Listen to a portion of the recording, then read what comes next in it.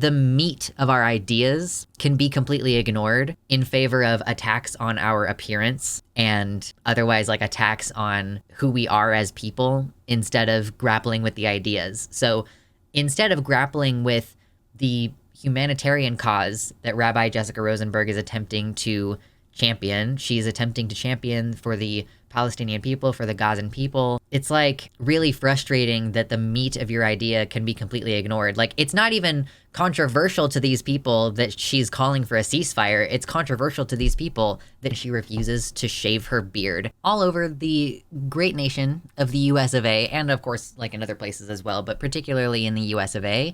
There are lots of protests going on right now about the Palestinian plight. You know, people are protesting against the actions of the Israeli government, and that includes a bunch of Jewish folks, a bunch of Jewish Americans. And it's not just your run-of-the-mill Jewish Americans, it's also rabbis, plenty of rabbis who are, you know, obviously authority figures. They're deeply invested in the culture and religion of the Jewish people, and they are saying, hey, like, not in our name. And one rabbi in particular, Rabbi Jessica Rosenberg, is kind of in the news right now because she interrupted Biden. Like, that's where this all started. I believe she interrupted him in the middle of a press briefing of some kind. So that's where we'll start. We will start with this video on twitter.com. It still says twitter.com up there, so it must still be twitter.com. So before we go too much further, I just want to say, hit the like button if you're enjoying the content. Consider subscribing and hitting the bell and maybe clicking all notifications to get notifications for the channel. Also consider checking out my brand new merch store, which just launched. There's going to be a link down in the description. And you can also check out my Patreon, where there are some promo deals for patrons if you want to maybe get a deal on some of your merchandise. So thank you very much for watching the content. Hope you continue to enjoy. Yeah, so it's a little like 12-second video of her interrupting Biden while he's speaking. Mr. President, if you care about Jewish people, as a rabbi, I need you to call for a ceasefire right now. No. Yeah, they're hissing at her.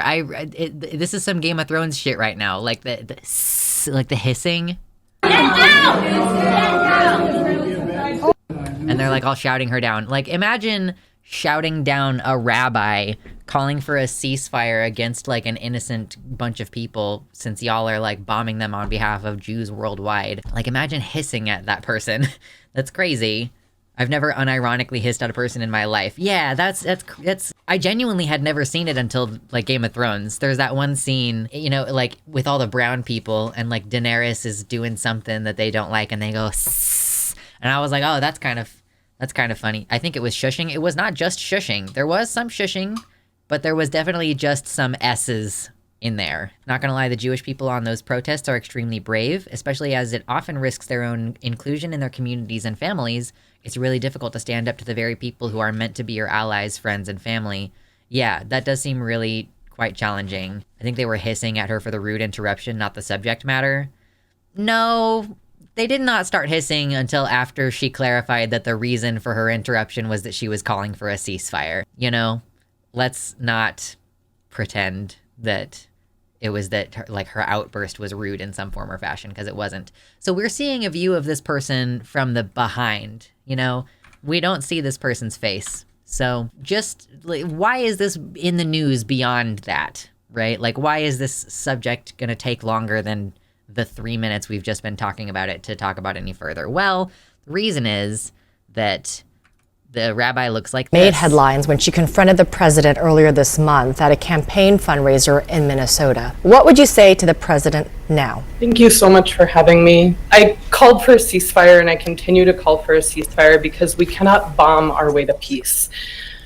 We need a political solution, not a military solution. Palestinians are fighting. You might notice that this woman has a beard and she's wearing red lipstick. You know, she has a lot of very important points to make. We can listen to her entire interview if you guys would like to, but mostly I just want to say, like, look at what she looks like, okay? So, is she trans? I suppose some of you may be wondering. She is not. She is a cisgender woman, and she has polycystic ovarian syndrome.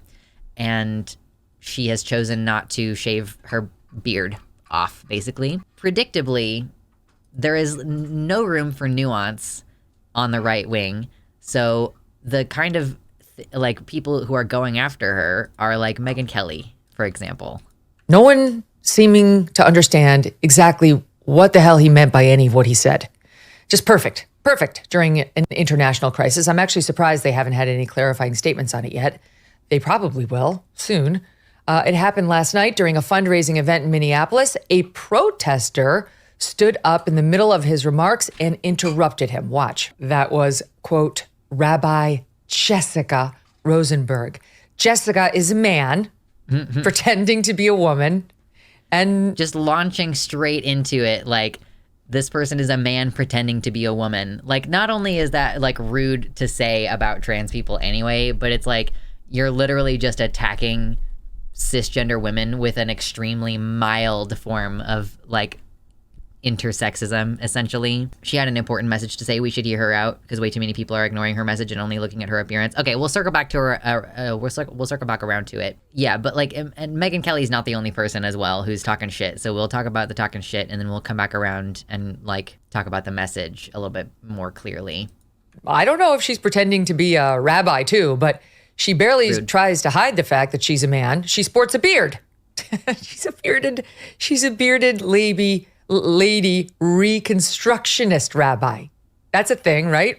To my Jewish friends. So yeah. So how much more likely is it that she's a woman with PCOS, or that because she refuses to shave the beard that she might be like, if you assumed that she was trans, why would you not think she's trans the other way? No, but like, no, she's got to assume, you have to assume that it's a man pretending to be a woman. Couldn't she sue for defamation for that? Maybe for the pretending to be a rabbi comment, I could see. Yeah, this is why the fight for trans rights is also one and the same, you know, with the fight for intersex rights. One doesn't work without the other, right? Even amongst people with PCOS, I've seen more glorious beards than that. And then there's a little Pink News article talking about how former U.S. college swimmer Riley Gaines and Libs of TikTok creator Chaya Raichik have targeted this cis rabbi with polycystic ovary syndrome.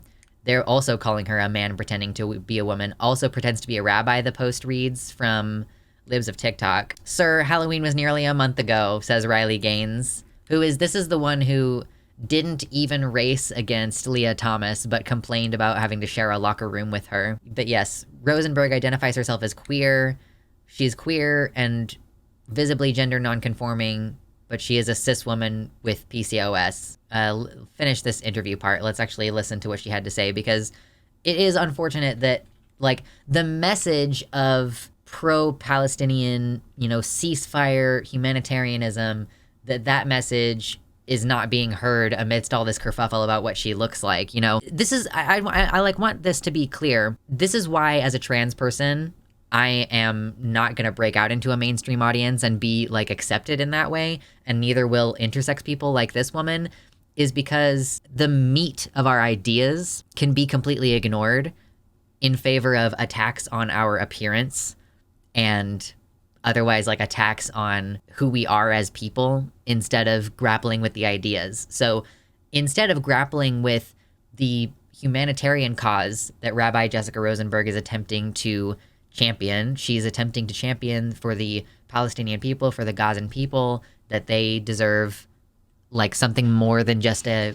humanitarian pause. They deserve a ceasefire. It's like really frustrating that the meat of your idea can be completely ignored. Like, it's not even controversial to these people that she's calling for a ceasefire. It's controversial to these people that she has a hormonal disorder and she refuses to shave her beard. She tied 5th place with Leah. The locker room grifter was another person. I could swear, but it's fine. There's too many of these fucking stories. It's easy to lose track. Yeah, there's so many people grifting off Leah that it gets confusing. True. People can be way too willing to disregard someone's argument over things that hold no importance. Right. And it's like she doesn't have any control over the fact that she grows facial hair. She chooses not to shave it because she shouldn't have to. That's true, Twitchy Witch. It's very ironic that the right wing will scream anti-Semitism at leftists who support Palestine, but will also employ every still disgusting anti-Semitic and sexist trope against Jewish people who support Palestine, to the point of denying their humanity. Right, like, she has a big nose and like PCOS induced beard, therefore she is like a man. Like, oh,